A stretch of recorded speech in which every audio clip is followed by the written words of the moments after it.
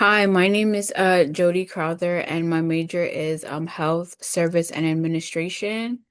As I was looking on the article, I realized that one thing that I find very strengthful is learning from the person you are shadowing because we all know as going into a new environment or atmosphere, you're always going to be paired with someone to learn from.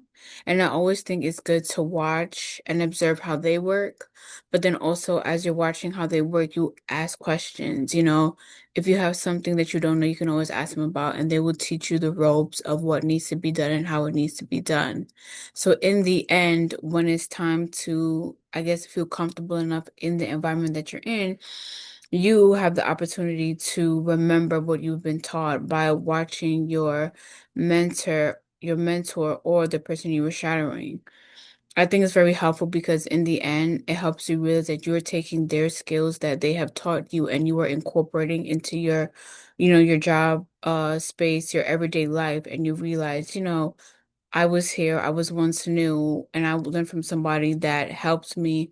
But then also, you're taking that knowledge from someone that you've watched and you're helping yourself, but you are also helping the next person to come along in that same environment, in the same predicament that you were in, being completely nervous and scared, but you've shown them and taught them the ropes of what is happening in the environment that you're in. I also think it's very educational and very helpful because you're taking that, you're learning. Your mind is always learning, you understand what's happening. And I feel like this strength is very important because we all have great strengths, but I also think it's not a bad thing to learn from somebody else and incorporate it. Like I said, in your everyday life, in the job that you're working, you're also taking what you already know on hand and using their skills, and you're kind of having that extra boost and help.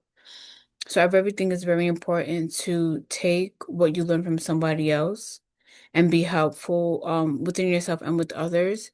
But I also think at the same time, the best thing to do is also help people. We help people every day, so why not, of course, help yourself and help someone.